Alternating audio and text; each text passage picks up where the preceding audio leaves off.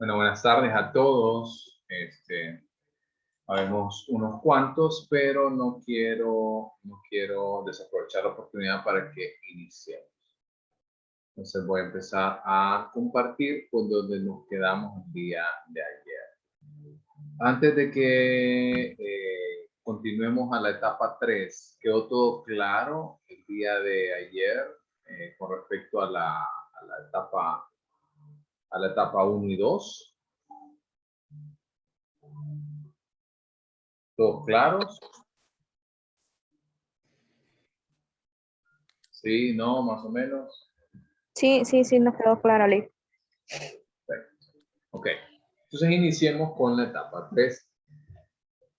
Si ya vimos que la etapa 1 nos ayuda para nosotros poder establecer el contacto con nuestro cliente, poder conocer la problemática, la etapa 2 nos ayuda ya a empezar a cuestionar muchas de las formas de ver el individuo su mundo. La tercera etapa se va a basar en la acción. Habíamos hablado inclusive en la etapa anterior que el cliente debe tener la oportunidad realmente de poder explorar su propia conducta y proponerse un plan de acción.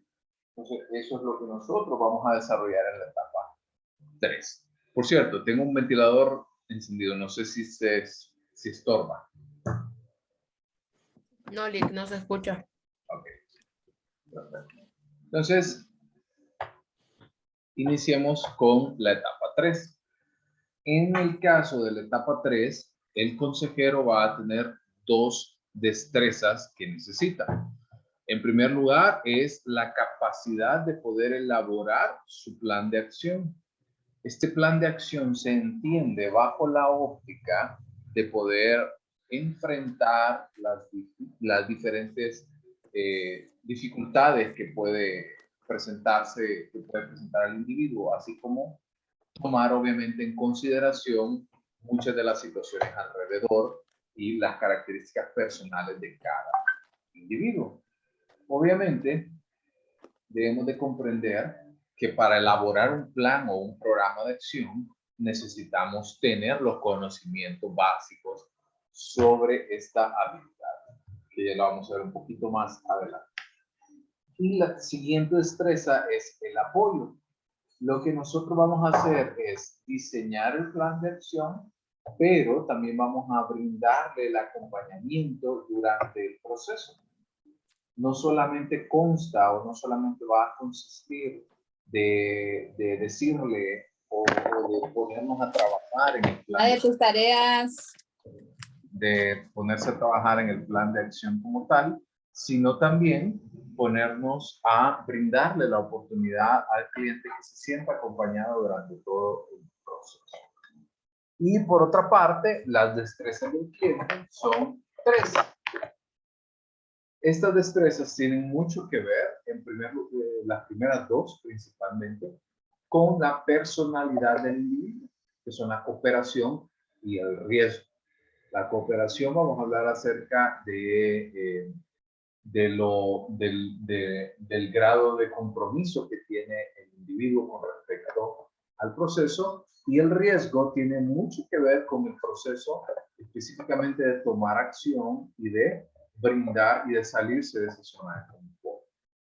Entonces, empecemos con la primera parte, que son los programas de acción. Entonces, en primer lugar, lo que les había hablado, el objetivo de la etapa 3 es cómo concretizar lo que ya hemos hablado en las etapas anteriores para que pueda entonces materializarse. Y sobre todo, si ustedes ven el gráfico que tienen a su lado derecho, este es como así muy rústica la graficación del proceso del modelo de ICAR. Tenemos un problema, lo exploramos y nos planteamos metas. A partir de todos estos elementos debemos de comprender también que el cliente va a necesitar apoyo, va a necesitar dirección en la medida que él persigue sus metas. Entonces, nosotros como consejeros vamos a enseñar al cliente cómo evitar vivir en crisis. O sea, cómo vamos a reaccionar cuando esta situación ocurra nuevamente. Lo que hemos hablado, la idea de este proceso también es que la persona se vaya con herramientas para poder utilizar en algún momento dado de su vida. También debemos de darle la oportunidad para que el cliente evite crisis innecesarias e inclusive él mismo pueda aprender a planear, a programar su vida y realmente disfrutar este proceso. Lo que hablábamos el día de ayer, muchas veces las personas no consideran o no creen, o mejor dicho, nadie se da a la práctica de poder analizar sus propias metas, de poder analizar su conducta, hacia dónde queremos ir y demás. Entonces, debemos de enfocarnos en estas circunstancias. Ahora, un breve recordatorio. Recordemos que vimos en la unidad 1 y 2 la importancia que tiene los procesos de modificación conductual y vamos a hablar acerca del refuerzo positivo y negativo, así como el castigo. Esto es rápidamente, o sea, no, esto ya lo han visto, teoría 1, teoría 2, psicoficio, y lo vimos todavía el periodo pasado. Entonces, cuando nosotros hablamos del refuerzo, recuerden que puede ser tanto positivo como negativo. ¿Cuál es la diferencia entre el refuerzo positivo y negativo?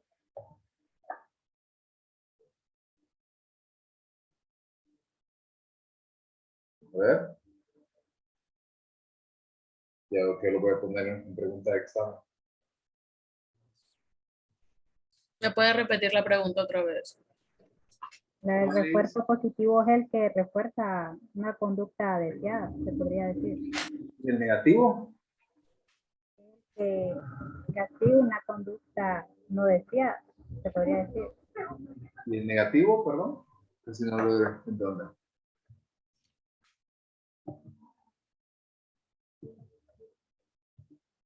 Les voy a sacar el pizarrón, como si estuviéramos en teoría 1 otra vez.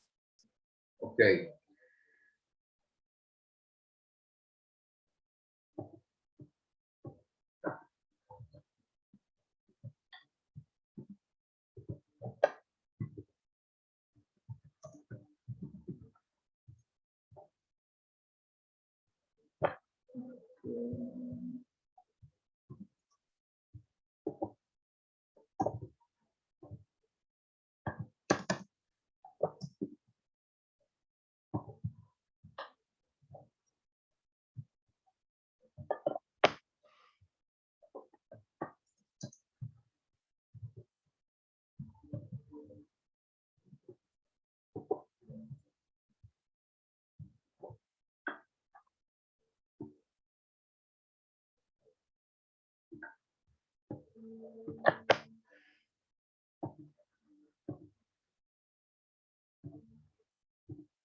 Ok. Creo que con esto les va a quedar más claro.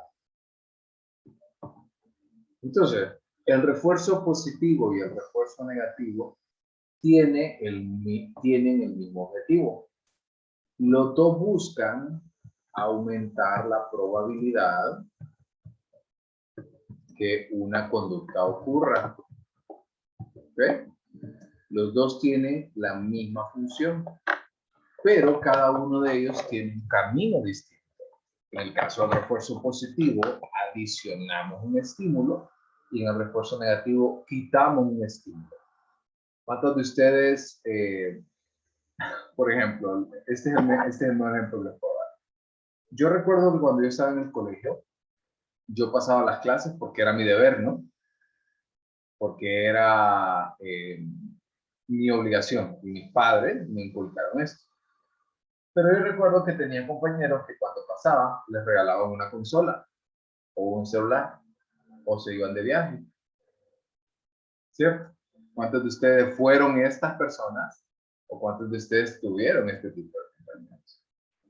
Entonces, ahí desahóguense en el chat.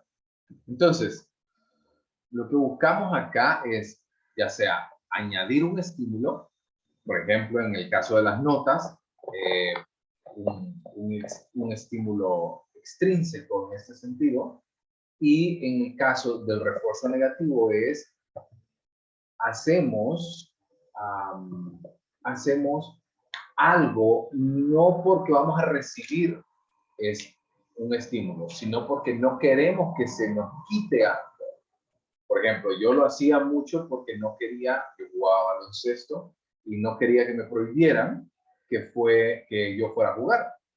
Entonces el refuerzo negativo me impulsaba a mí a cumplir con mis clases. Pero ambos tienen la misma función. Y en este caso, para el castigo, es el opuesto. Vamos a tener la disminución de la probabilidad que una conducta ocurra. Y en el caso del castigo puede ir de igual manera que el refuerzo positivo y que el refuerzo negativo, en el sentido de añadir o quitar estímulos. Y entonces disminuir la probabilidad que una conducta ocurra. Por ejemplo, si volvemos otra vez al ejemplo de las notas, si empleaban el castigo físico, o sea, la adición de un estímulo, hacía o de alguna manera recurría a que la probabilidad disminuyera, a que otra vez ocurriera esa conducta. De igual manera, en este caso, lo que hacemos es tratar de evitar un estímulo doloroso o un estímulo aversivo para disminuir esa conducta. Por ahí dice Marley, que también le dijeron que era su obligación, y dice Alma que sigue esperando todavía su bicicleta. Creo que hay muchos por acá que todavía seguimos esperando bicicleta. ¿Se entiende? ¿Estamos? Sí, Lick. Sí, Lick. Perfecto. Entonces avanzo a ambas diapositivas. Entonces, muchas veces nosotros, dice Jesly que también decían que era su deber. Totalmente. Entonces, cuando hablamos de eludir, hablamos de evitar algo. Lo que queremos es tratar de escapar o evitar esta conducta. Entonces, cuando nosotros evitamos una situación que puede resultar en un castigo, puede ser la cura para ese castigo, porque nosotros queremos evitar este castigo. El problema en esta situación es que el evitar una conducta tiende a ser improductivo, porque no solo queremos que X conducta no ocurra, sino que queremos que X conducta ocurra. Por ejemplo, nosotros queremos, por ejemplo, volviendo a los hábitos alimenticios, yo quisiera, vaya, ¿qué hábito tienen ustedes que quisieran desaparecer? Que tienen y que dicen, me gustaría eliminar con respecto a la alimentación. Les comparto el mío. Yo tiendo a comer muy bien, pero por las noches se me pasa la mano y me encanta comer churros. Me encanta, me encanta. Es una cosa que me como una bolsa entera en una sentada y una bolsa familiar. Entonces, para mí, por ejemplo, no solamente es eliminar esa conducta, no solamente es evitar esa conducta de consumir churros, sino también agregar y sustituir esa conducta por una que sea productiva. O sea, no solamente es eliminar la conducta que es improductiva, sino también reemplazarla con algo que va a traerme beneficios. ¿Cuántos de ustedes les ha pasado que han cambiado un hábito, pero al no sustituirlo con otro, volvemos al mismo patrón anterior? ¿Los oigo o los leo al chat? En mi caso, la Coca-Cola, Lick. Ok, a ver. Lo traté de sustituir con el refresco natural, pero solo me duró 2 meses y regresé al mismo hábito. Con menos intensidad, pero regresé. Bueno, imaginemos que en el caso de Yareli lo que la motivó a hacer ese cambio es que le aparecieron por ahí unas piedras en los riñones. un castigo, ¿no? Con una adición de un estímulo. Pero quizás vean esto. O bueno, no voy a hacer suposiciones. ¿Por qué quiso cambiar esto? ¿Por qué quiso dejar de tomar coca? Por salud, porque por la bacteria del Helicobacter. Ok.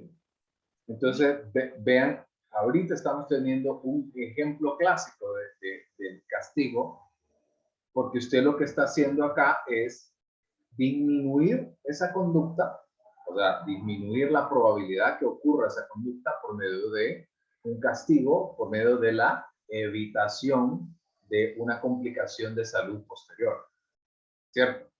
Pero quizás de repente lo que faltó es agregar un hábito más productivo a esto.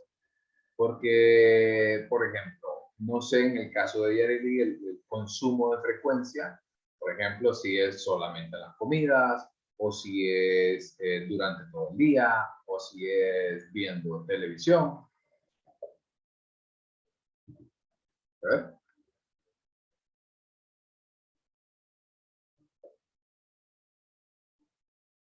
Yareli.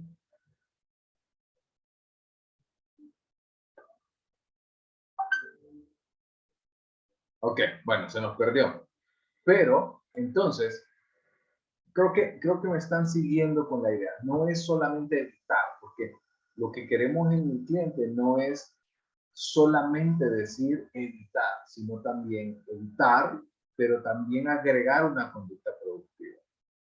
Dice Evelyn, a mí comer saludable en general, porque la ropa ya no me queda y un tiempo como bien, y como no me lleno, ya el siguiente como lo que sea, porque solo se ve una vez, me dice mi abuela.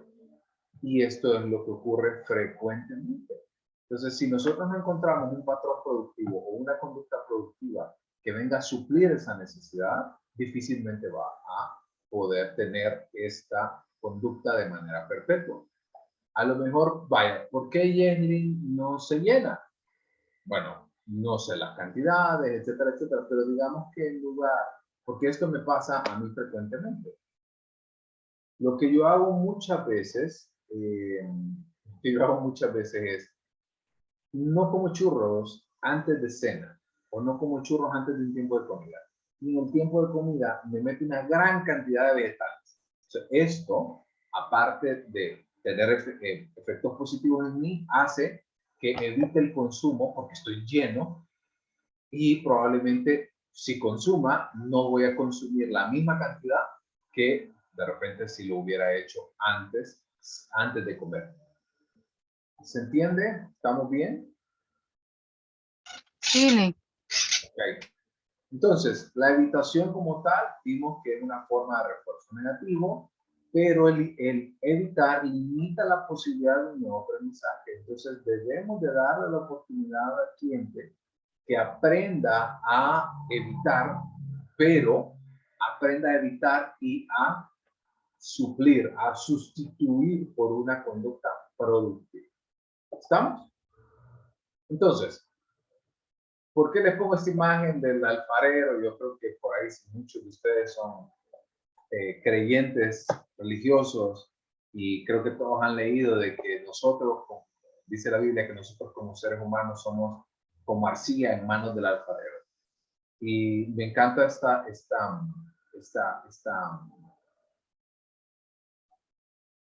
pues no es anécdota, sino como esta idea de poder compararnos. Porque nosotros somos personas que constantemente vamos a moldearnos a lo que nos presenta el medio.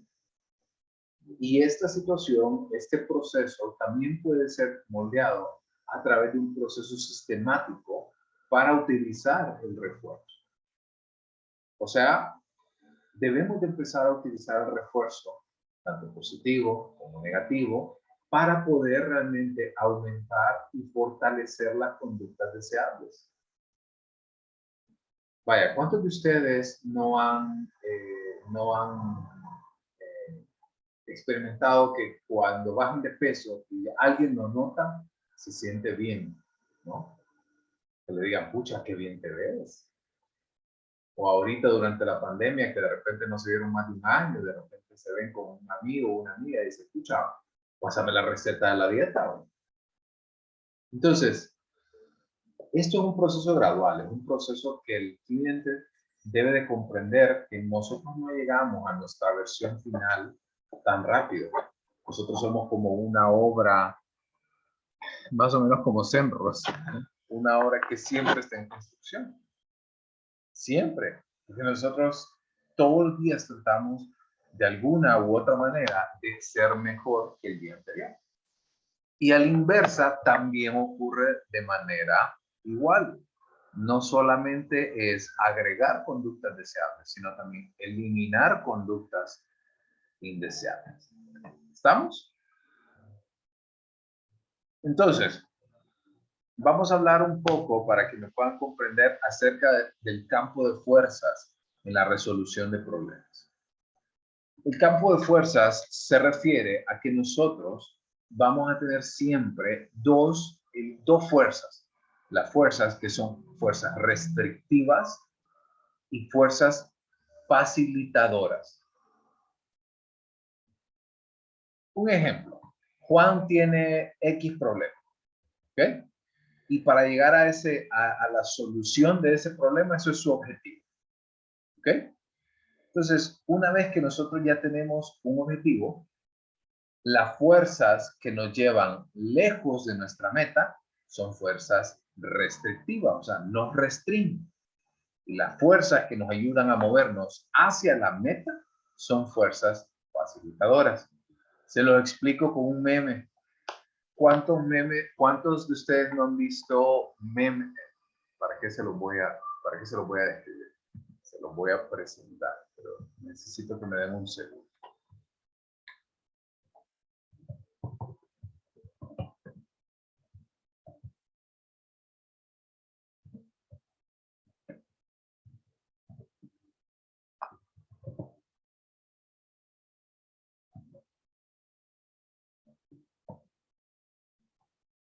Ok.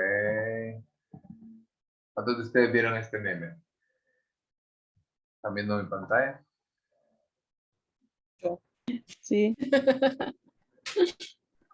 Entonces, mi objetivo es perder peso, ¿no? El obstáculo yo nunca pierdo. Me encanta el meme. Una cosa brutal. Entonces, ¿por qué les quiero explicar esto de fuerzas facilitadoras y fuerzas restrictivas con un meme? Porque las fuerzas restrictivas son todo aquello que nos aleja de nuestra meta. En este caso, con el meme, la fuerza restrictiva es la persona en sí misma. ¿Ok? Y la fuerza facilitadora, pues no lo dice en el meme, pero imaginemos que son todos aquellos deseos por cambiar dichas cosas. Entonces, tomemos en cuenta ese mismo meme. El objetivo es perder peso. Y el objetivo de perder peso va a ser estudiado desde la óptica de fuerzas restrictivas y fuerzas facilitadoras. Denme un segundo, por favor.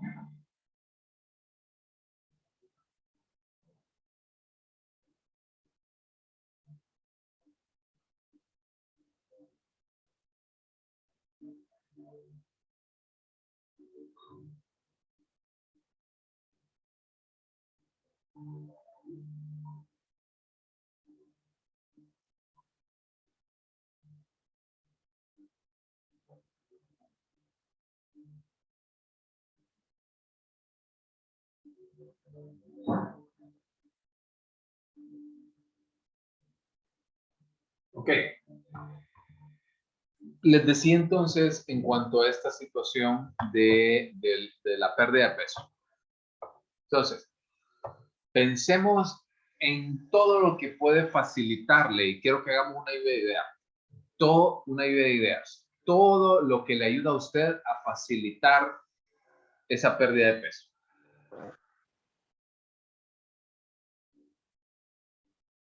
A ver.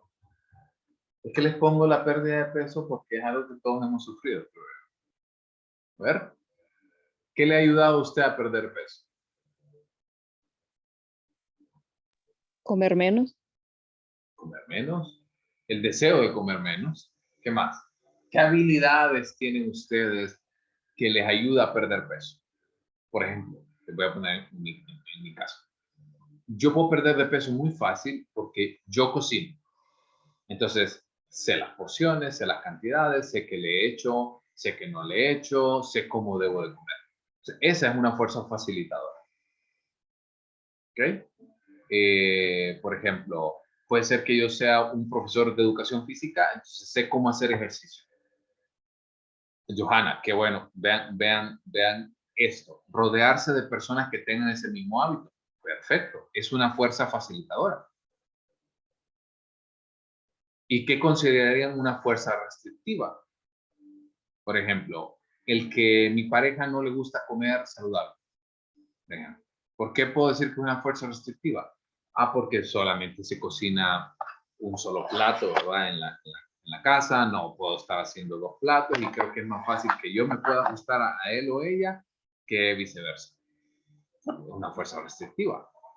O, por ejemplo, es una fuerza restrictiva porque estoy rodeado de personas que en lugar de invitarme a comer ensalada, me invitan por 24 alitas y un six de cervezas. Puede ser también una fuerza restrictiva, por ejemplo, la cultura. ¿Cuántos de ustedes aprendieron de que no, yo le sirvo el plato y usted, aunque esté lleno, se tiene que terminar el plato, porque la comida no se desperdicia? Vean que esa es una fuerza restrictiva cultural, por ejemplo. Una fuerza restrictiva de repente es que usted no puede cocinar, no logra hacer su propia comida, o no sabe cómo cocinar, o una fuerza restrictiva, o sea, ¿me entienden? ¿Me entienden el análisis entre fuerza restrictiva y fuerza facilitadora?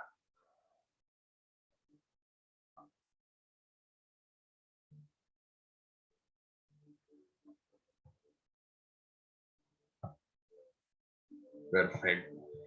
Entonces, una vez que nosotros, es como un análisis de fortalezas y debilidades, por así decirlo. ¿Qué fortalezas me van a llevar a mí a poder alcanzar esta meta y qué debilidades me pueden impedir que alcance esta meta? Entonces, una vez que nosotros determinamos, ¿verdad? Tomando en cuenta nuestras fuerzas restrictivas y fuerzas facilitadoras, queremos disminuir las fuerzas restrictivas y aumentar las fuerzas facilitadoras. Por ejemplo, volviendo a la misma situación, si una fuerza restrictiva mía es que no puedo cocinar, entonces tomemos un curso. Póngase ahí a ver, le diría que bien tasty, pero bien tasty eh, todo es con un montón de azúcar, gasoso, frito y demás. Póngase a ver un tutorial en YouTube de cómo hacer X platillo. ¿Sí? Entonces quiero limitar la fuerza restrictiva y quiero aumentar el poder de la fuerza facilitadora. Si usted tiene facilidad para poder trabajar, para poder hacer ejercicio, estamos.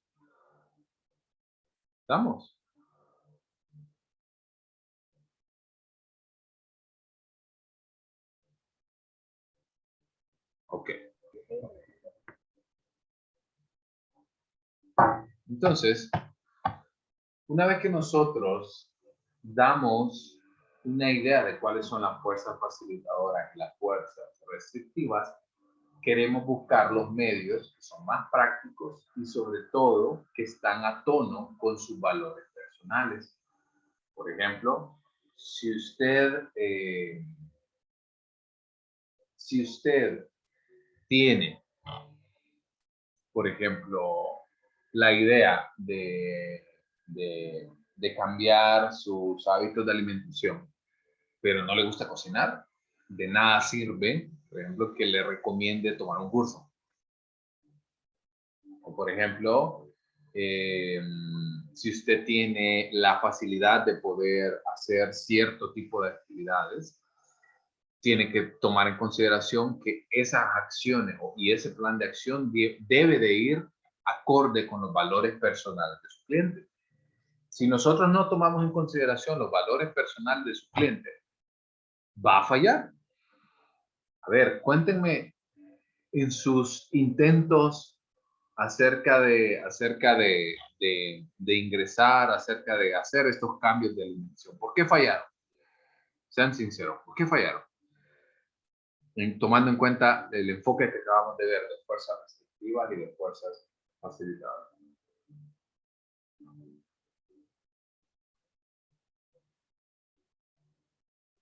¿Puede repetir la pregunta, Ali?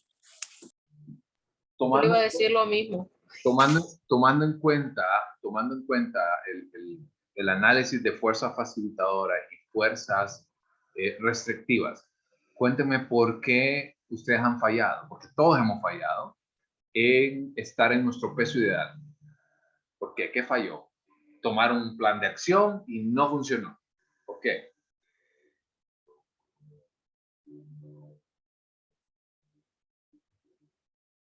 Sincero. Sí, buenas tardes. Considero de que más que todo no funciona porque nosotros estamos con que quiero bajar de peso, pero no estoy diciendo voy a seguir el lineamiento del plan de dieta, no estoy diciendo voy a ser determinada, o sea, no tengo unas metas o una proposición fija. Y cuando no existe, yo solamente sé que quiero bajar de peso, pero por lo mismo tanto los entrenadores personales, yo hace poco estuve en el gimnasio por salud, necesitaba bajar de peso y me dijo, o sea, ¿cuál es su meta a esta semana? Y yo, no morir en el intento.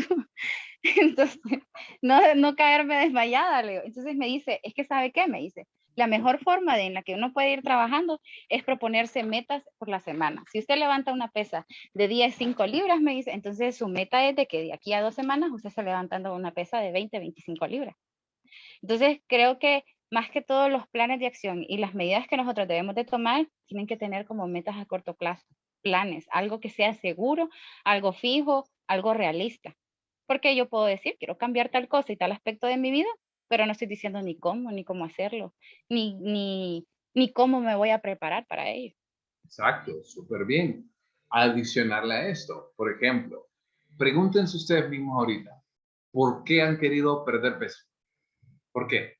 ¿Qué los motiva? ¿Es extrínseca la motivación o es intrínseca?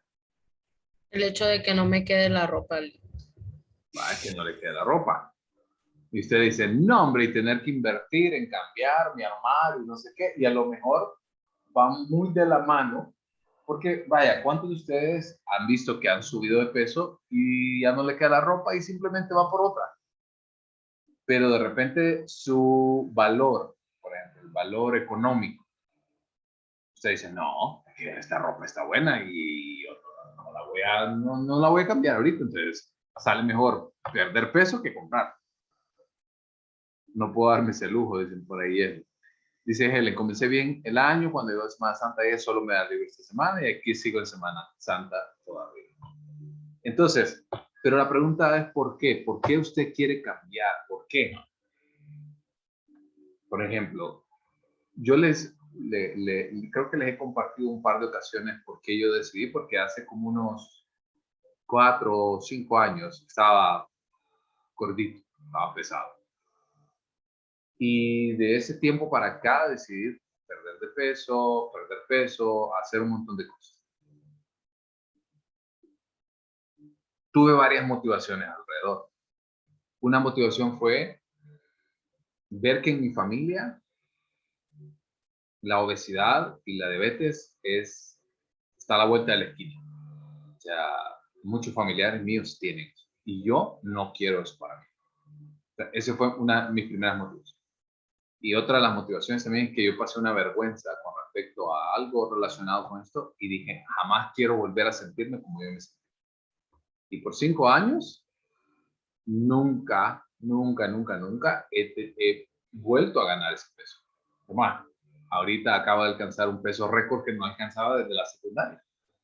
Entonces, ¿qué motiva a hacer el cambio? Entonces, quiero que ustedes se hagan siempre saber.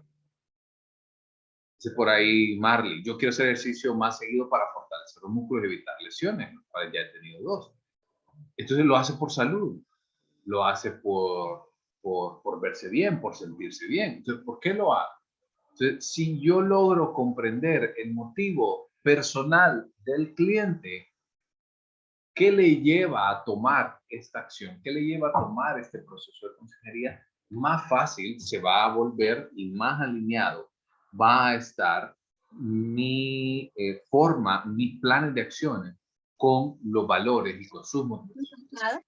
¿Sí? Considero de que también, o sea, esa parte de descubrir y conocer, como menciona usted, qué quiere mi cliente, por qué lo hace, porque no se le va a ocurrir de la noche a la mañana decir, siguiendo con cuestiones de la salud, es que ella quiere bajar de peso, o vaya, por ejemplo, usted menciona la diabetes.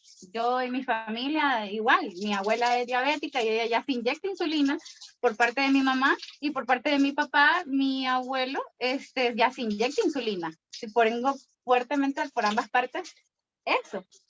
Entonces, yo ya es algo que yo ya lo hago, que es no como sal, pero ya eso es por mí, yo no me gusta, no como sal.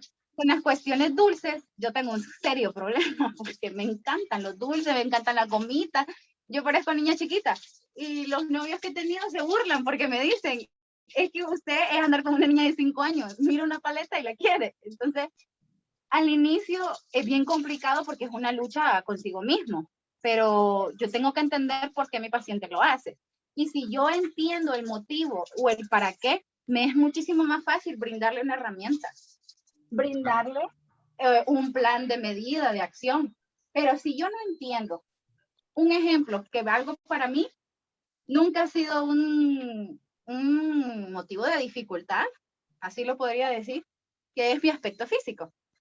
Nunca, nunca. Yo he podido estar, y yo fui flaquita, muy flaquita, fui bien delgadita, y pues también he estado muy gordita, muy llenita, entonces, y ni aún así me he sentido tan mal.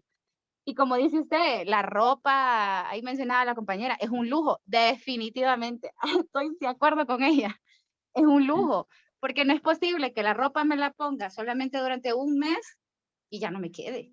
Y que me tenga que ir a comprar otras. Y que he dejado y he regalado ropa nueva. Se lo digo. Había una amiga que yo le regalé una blusa. Literalmente se la di con etiqueta. Y ella me dijo, literalmente siento que vine a voltearme, dice así. ¿Pero por qué? A mí me dio decepción decir, yo estaba en un peso que me sentía bien, me sentía con energía, no me sentía mal, cansada, debilitada, y ahora sí, me siento mal, me siento débil, no me pega sueño, no puedo hacer las cosas de forma cotidiana, se me inflamaban los pies y cosas así que nunca me habían pasado. Entonces, si yo conozco, o yo he estado de ese lado, que en el libro del orientador lo menciona, que si nosotros no hemos tenido esa parte empática y no hemos vivido una situación similar, no la vamos a entender. No voy a saber por dónde empezar, para mí va a ser algo completamente diferente. Ahorita con las cuestiones, que es un tema muy delicado, está seco, que es un tema muy delicado, pero por ejemplo con las cuestiones de la sexualidad. Hay personas que, yo soy heterosexual, pero yo no sé cuál es el conflicto que puede estar teniendo una persona con una diferencia sexual diferente que la mía. Entonces yo no la entiendo, pero no significa que por eso no deba de involucrarme, de buscar, investigar. Y eso es el mayor paso que que uno debe tener, involucrarse en el tema. Porque si yo no tengo la empatía para saber lo que está pasando y sufriendo, yo puedo decir, pero ¿y por qué no le dice a sus papás? Igual, es su vida, es usted la que se va a sentir mejor en poder tener libre ese espacio. Para mí es muy fácil decirlo, pero yo no estoy en los zapatos de la persona. Entonces creo que ahí es cuando tiene que haber fuertemente la empatía y buscar y sentirse involucrado con la persona. No la transferencia y contratransferencia, que eso ya es diferente, pero sí sentir el hecho de querer ayudar y ver cómo poder hacerlo. Y hay situaciones en que a veces hasta se pueden ir del camino y que usted diga, ok, vamos a hacer, conmigo no funcionó, busquemos a alguien que sea un especialista en esta área y ayudémoslo. O sea, yo lo voy a remitir. Pero eso tiene que ver mucho con esa parte involucrada de la persona. Exactamente. Gracias, gracias Karina, porque la verdad que eso es lo que pasa. Si yo no estoy alineado con el cliente, o sea, si yo no entiendo su motivación, por eso es que Ahora que el meme que yo les dije desde el inicio, que decía de que si yo fuera el psicólogo de tal persona, ya le hubiera pegado un zape en la cabeza, le hubiera pegado un puñetazo y le hubiera dicho, deja a esa tal persona, No, que no la puedo entender. Yo no estoy, si doy ese tipo de opinión, no estoy en línea con el cliente. Necesito comprender. Y aquí es donde viene la parte valiosa, entre la elección de los caminos a seguir. Claro, el camino a seguir no es tan fácil como decir, mire, este es el camino A, este es el camino B. Y listo, ¿no? Hay que hacer correcciones, hay que hacer indagaciones, muchas veces nos vamos a equivocar, muchas veces vamos a tomar decisiones equivocadas. Y digo nos, cliente y usted como consejero. Entonces, no, eso no está mal, no está, no es el fin del mundo que usted tome una decisión equivocada. Pero si nosotros vemos que esa elección es inadecuada para el proceso, vamos a elegir otro medio hasta que se alcance la meta. ¿Cuántos de ustedes no han tenido múltiples correcciones, múltiples ideas para seguir perdiendo peso? Vienen y otro año y otra vez ahí vamos y otra vez. Y eso pasa. Pero el problema es cuando nosotros tratamos de darle con la misma solución e insistimos en esta solución. Entonces, no hay nada malo en que nosotros nos equivoquemos, pero debemos de elegir medios, elegir metas, elegir planes de acción para alcanzar esta meta. ¿Estamos? ¿Estamos bien?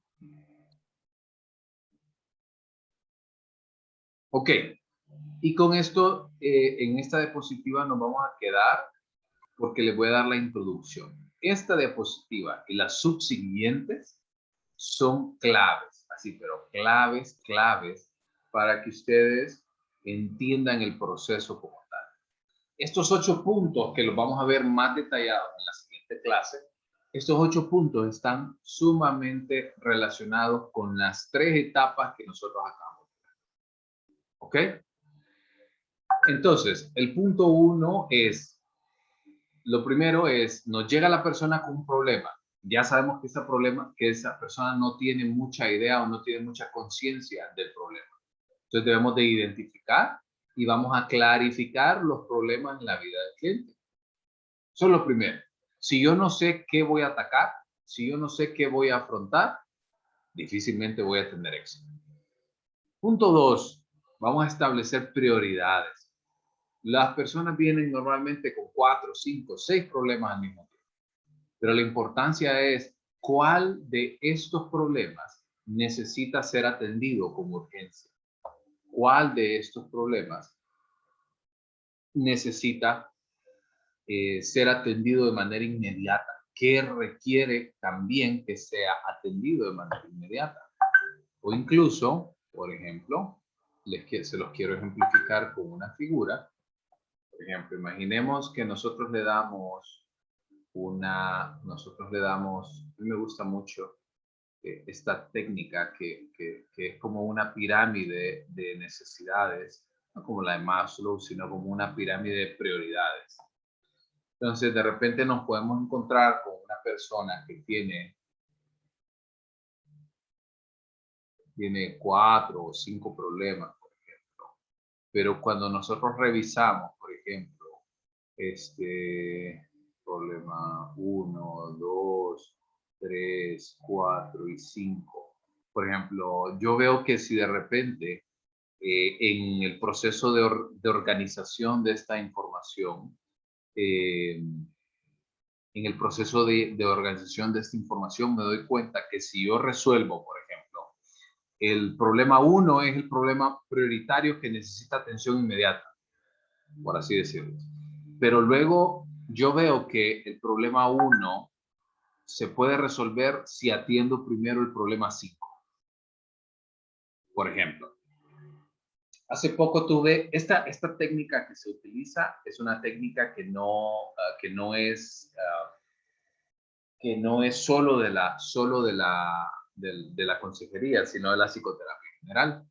Y cuando vimos cuando nos sentamos con una clienta, a ver, por ejemplo, ella me decía de que su problema principal era la relación de pareja y eso era lo que necesitaba así como atención urgente. Y ella, dentro de este triángulo, lo colocó en lo más alto. Pero cuando empezamos a explorar y a clarificar el problema, realmente nos fuimos dando cuenta ambos que lo que habíamos pensado que era el problema 1 que necesitaba ser atendido, más bien era el problema, creo que era el problema 3 con ella, que estaba en la base. Porque los problemas de relación que ella estaba teniendo se debían a que ella no tenía claro lo que quería de la relación.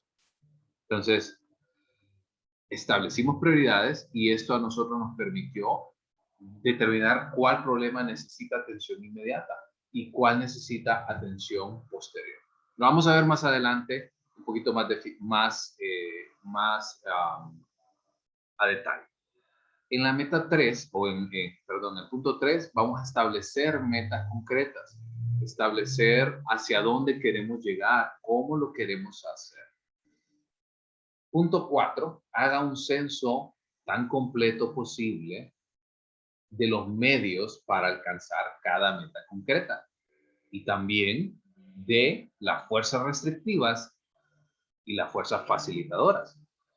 ¿Qué tiene el individuo que a mí me puede dar una guía, una luz para resolver su problema? Quizás cuenta con un soporte familiar excelente. Quizás la familia es un pilar valioso para esta persona. Punto 5, vamos a elegir los medios que van acorde al sistema de valor del cliente y que nos va a permitir alcanzar nuestra meta de manera más eficiente. Punto 6, este punto, hasta el punto 5 lo vimos, todo esto lo vimos ahorita en las diapositivas. Pero punto 6, punto 7 y punto 8 no lo hemos visto. En el punto 6, nosotros vamos a establecer criterios para poder medir la eficacia de los programas de acción. O sea, vamos a evaluar los planes de acción. Punto 7, vamos a usar los medios elegidos para alcanzar las metas establecidas. Eso quiere decir, vamos a implementar el plan de acción que surgió del punto 6, cuál es el mejor, y lo vamos a poner en acción. Y finalmente, punto 8, revise y evalúe el progreso del cliente. O sea, revise y evalúe el progreso de las soluciones tomadas. Y por ahí nos vamos a quedar hasta ahí el día de hoy. ¿Estamos? ¿Todos entendió? ¿Todos claros hasta acá? Sí, Lick, todo claro. Sí, Lick. Sí, Lick.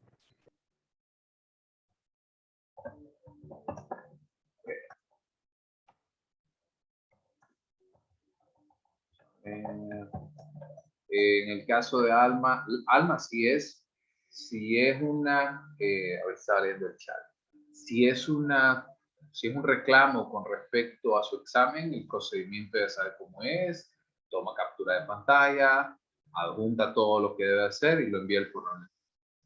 ¿Ah?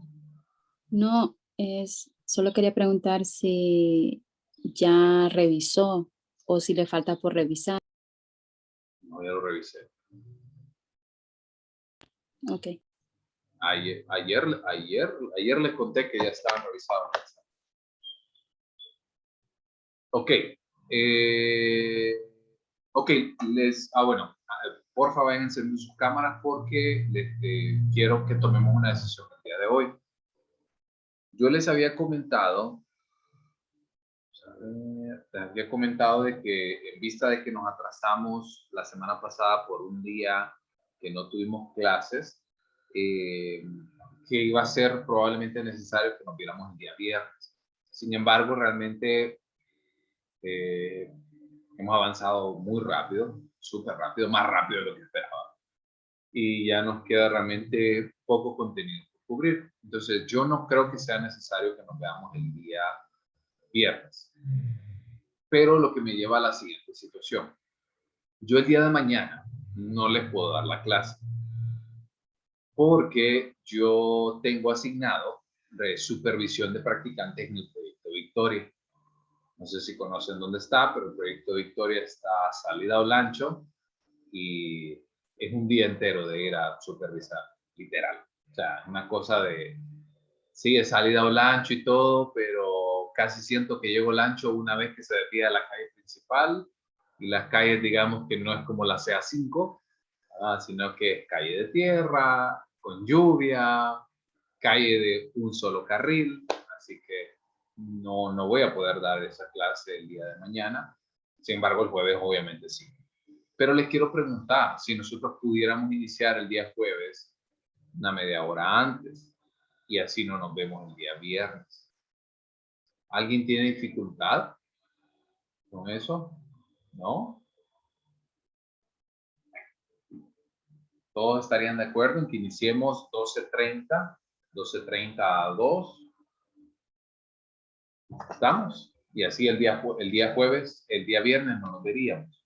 Yo sé que los viernes para ustedes son sagrados. Así que, Pero para las tareas, Lick. bueno, sagrado para la tarea. Lo mismo que Karina. Para hacer horas, Lick. ¿Wally? Ay, sí, peor con esa cosa de los talleres. Imagínense que hasta Zumba, mire, para que ustedes se imaginen cómo nos sacrificamos. Hasta Zumba estamos haciendo en Zoom para Bueno, poder agarrar para- esas horas del artículo. para cumplir con las... Bueno, pero háganlas a tiempo. Sí. ¿Wally tenía una pregunta? No, solo que estaba diciéndome que sí. Perfecto. Estaba de acuerdo. Perfecto. Ok. Entonces, vayan avanzando. Por ahí vi 2 o 3 correos electrónicos de algunos de sus compañeros que me enviaron que no habían enviado la información. Recuerden trabajar lo más pronto posible. Voy a dar como un plazo máximo hasta el día jueves. Cierto, estaba hasta el día jueves antes de la clase, el plazo máximo para que responda su cliente. O sea, hágale hincapié, esto no le va a tomar más de 15 minutos hacerlo. Entonces, recuérdele amablemente, sin rozar en llamadas de Tigo, Claro y de banco, ofreciéndole un servicio, pero sí amablemente recuérdele que tiene que hacer eso. El día jueves, damos ya la última clase de información y el día lunes nos vamos a ver normal para poder empezar a dar retroalimentación, porque si ustedes recuerdan, el siguiente viernes, que viernes 16, ya tenemos nuestra primera entrega de sesión, ¿cierto? Entonces, la siguiente... Una pregunta. Sí, Una Andrea. pregunta. La entrevista, ¿nosotros le vamos a aplicar la entrevista en la primera sesión o No, sería? esa es sesión 0. Pero yo no les pido entrevista, o sea, no les pido que suban video de entrevista. Eso ustedes lo van a hacer por su cuenta para conocer la problemática, etcétera, etcétera. ¿Estamos? Pero la entrevista tiene que Usted no nos va a tenerla dar un obviamente. formato. ¿Perdón? Usted no nos va a dar un formato que me pareció Sí, que dijo que sí. nos iba a dar. Eh, Y la va a subir quedo, hoy, quedo, o- quedo pendiente de eso y les voy a enviar un formato. La próxima semana vamos a ver contenido nuevo que no tiene nada que ver con las presentaciones, sino que les voy a enseñar cómo, por ejemplo, establecer criterios para evaluar planes de acción, por ejemplo, algunas de las técnicas que vemos por ahí, cuál es la mejor, cuál es la más viable, qué debe de tomar en consideración. ¿Estamos? Bueno, nos vemos entonces jueves. Gracias. Lick, yo ayer, bueno, yo ahí le cayó mi correo, uno de los correos que le cayeron. Creería Este, que sí, pero no he tenido chance de revisarlos. Ok, Ahorita, solamente me excusaba, Lick, porque es que no había podido tener contacto y yo estuve durante 2 días sin luz aquí en mi casa. Entonces, y no agarraba ni señal ni de Tigo ni de Claro, cortaron aquí la señal por completo. Entonces estuve incomunicada.